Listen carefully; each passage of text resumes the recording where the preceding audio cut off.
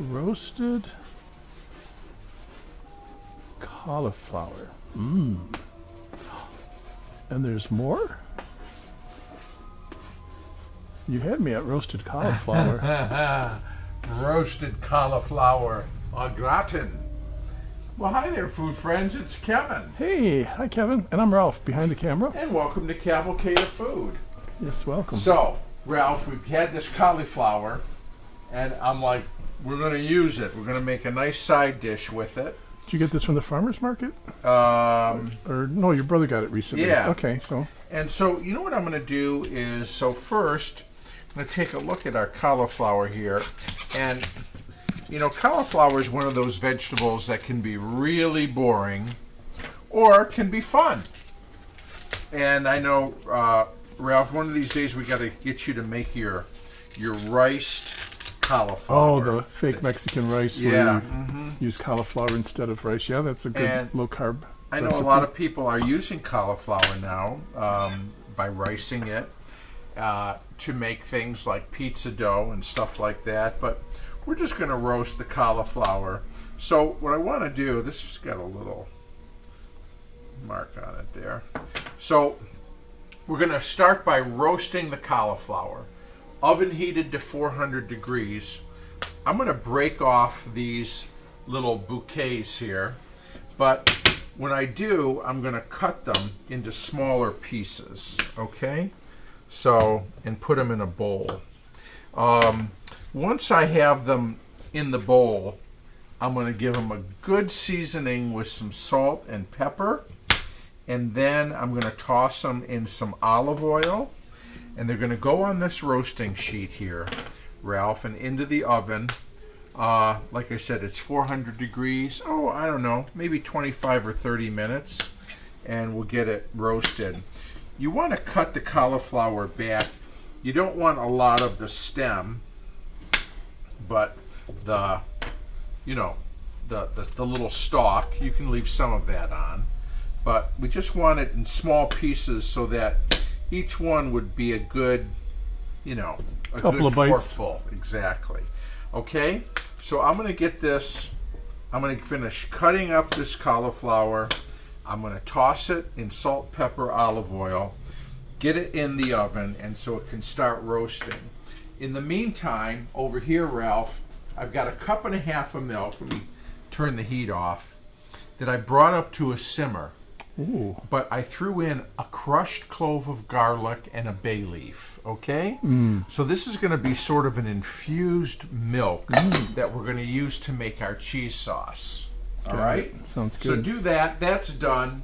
So we've got our milk. We'll get our cauliflower roasted, and we'll come on back when it's time to make the sauce. Cauliflower's been in about 25 minutes. I'm going to take it out. Whew. So you can see it's just starting to brown a little bit. And you can smell it. And you can smell it. The thing that you want to do is to take a fork or a knife. You want to make sure it's tender. Okay? See that? Just that the knife goes through effortlessly. You don't want it to be mushy, but you want it tender. It's going to cook some more because we're going to bake it in a casserole, okay, or a gratin dish, which I've got here, all buttered up on the inside. You see that? Oh, yeah. So take about a half a tablespoon of soft butter and just smush it around, and that we'll use that. Now, what I've got going on here is I've got 3 tablespoons of butter that is being melted. I should say, if you didn't want to roast the cauliflower, you could do this by boiling it. But how do we feel about boiling vegetables? Not so good. Not so good. We don't like it because the vegetables tend to get waterlogged and mushy, and the nutrients come out of it, and it's just no fun. So anyway, but if you don't like, some people would rather do that, go by all means. Boil it, but just do it in a way that they're just tender. Don't mush them, okay? Unless you work at a nursing home or something. So, Ralph, I've got our butter melted. 3 tablespoons of butter, 3 tablespoons of flour, okay? Fat, starch. Got it. In we go. So you've been down this road. You know what we're doing. Yes, this is what Kevin has taught me is called a roux. A roux. And so what we want to do is we want to cook this roux for about a minute. We want that raw flour to cook out. We don't want any of that. And it gets a toasty brownness to it, right? Yeah, it does. Of course, the longer you cook it, the browner it gets, but you'll start smelling almost a nutty kind of aroma coming from this, okay? So roux is French. Yes. And au gratin is French. Is French. For grating or something like that. Yeah, and normally if something is au gratin, then you can kind of figure that it has a cheese in it. A cheese and maybe a browned crust or crumble or something. Yeah. All right. Like I'm a broiler. Out the infusers. Yeah. So I got the garlic and all of it, and the bay leaf. All right. So now what I'm going to do, Ralph, is I'm going to gradually add this milk, which has infused with the garlic and the bay leaf, into the roux. Oh, and of course, are you making like a bechamel? Yes, exactly right. Oh. Okay. So we're going to whisk this, but normally you would just use straight up milk. By the way, don't use skim milk for this, please. Whole milk or 2%. Mm-hmm. Now we're going to keep mixing because we want that flour mixture to completely dissolve. And as this comes up to temperature, Ralph, it will thicken as it's doing. Look at that. Right. Okay. But it has just a very hint. Can you get it? Of the garlic and the bay leaf. Yes. And so, all right, it's coming up to a bubble. So that is sort of now means it's at its thickest. Look at that. Okay. So now I'm going to turn the heat off. And then I've got, maybe 3/4 of a cup of cheese here. If you want to really French it up, you could do a gruyere. But guess what I didn't have? Gruyere cheese. So instead, I had some cheddar. I had a block of cheddar, sharp cheddar, in the fridge. So that's what I'm using. I did a taste test recently because I loved the gruyere that we had on those sandwiches in Paris, those Coq Madames and Coq Messieurs. Yes. So I recently was able to buy some gruyere because it is expensive, and but it reminded me of a cheddar cheese. Look at that. Like a fancier cheddar cheese. Yeah. So that is that still considered a white sauce, or now it's something else? A cheese well, now sauce? it's a cheese sauce. Okay. So, but bechamel is one of the what we would call the mother sauces. I'm going to bring this over here. Now, Ralph, let me get a spoon, because what we want to do is we want to take our beautiful roasted cauliflower, and we're going to add that into our cheese sauce and give that a stir. And I'm going to put a little bit of black pepper and not too much salt. The cheese is salty, just to season. And now we're going to stir this around. Look at that. Huh? I like. Now, there's more to it? There's more. Well, we're going to turn this out. I'm going to try to do it so our friends can see here. Because I'd eat it just like that. I would too. We're going to turn this out into our casserole. Oh, that's right, because it still has to bake. It has to bake. So the oven is at 425 degrees, okay? Oh, my goodness gracious. I'll clean that pan later. I know. I'm not worried nice about piece that. of French bread. Oh. Okay. Okay, so what's next? Now, I took about a half a cup of panko breadcrumbs. Yeah. And about a half a cup of shredded Parmesan cheese. Okay. This is going over the top. Oh, and that's what's going to get browned? Yes, this is our gratin. Okay. So I don't know if I need all of it, but I'm putting all of it. Why would I not? Okay. In the oven it goes.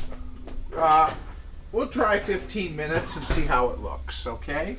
Cauliflower au gratin. Roasted cauliflower. Roast. Go. So Ralph, it's been I guess about 12, 13 minutes. Boy, does that smell good. Mm-hmm. And that's what we have. Look at. Whoop. There goes the timer. You can see it bubbling. Yes. So, yeah. Now, you need to let it rest we're going to let that rest for about 5 minutes or so. You can see it's kind of volcanic. Raging hot. But it does have that wonderful crust over it. And the butter that was smeared inside the casserole has done its job. Smells terrific. And I think roasting the cauliflower, just made that flavor that much more concentrated. So we're going to give it a couple minutes to cool down. Dying to get into it. Sure are. So but we'll let be it back cool. for a taste. We'll be safe. Okay. So this obviously is a nice side dish. Almost really looks, almost for anything. Yeah, like mac and cheese. It reminds me of. Be great with chicken, pork, beef. It is still warm. Yeah. Look at that, though. Isn't that beautiful? It sure is. And healthier than a mac and cheese. Hot. Yeah, you think? Mm-hmm. Wow. I'll tell you what I love. That cauliflower's still got a crunch. But it's tender, but it's got a little bit of a bite. And remember that infused milk? Yes. Does that give it a nice creaminess? Well, yes, and the garlic is right there. So soft in the background. Really, really, really good. You, Ralph, are going to really like this. Okay. There's any left. You want to try it? No, it looks too hot for me. Too hot for you. Okay. Well, it is delicious. And a great side dish. Great way to use that head of cauliflower. And we love cauliflower. It's a vegetable we should celebrate. And it wasn't really too labor intensive to make Not this. at all, though. The roasting of the cauliflower really did all the work. Yeah. Because the cauliflower was, for the most part, it was cooked. Just had to make that quick and easy cheese sauce. And then, have some kind of parm and breadcrumbs. I used a panko because they're a little coarser. For the topping, you could use cracker crumbs just as easily if you didn't have. But like you said, this would be so good with a pork chop or a chicken dish. Yeah. Or if you're a vegetarian, you could have it with a tomato sandwich. Yeah. Oh, yeah. You could.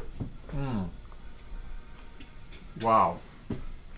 Well, ladies and Delicious. gents, I think he's going to eat it all if we don't say goodbye. So, thank you. Thank you for subscribing. Thank you for watching, spending some time with us. We love having you with us. With this great side dish, and we look forward to stay strong, stay safe, stay positive, test negative. And we'll see you again real soon right here on Cavalcade of Food. Bye. Everybody. Until next time.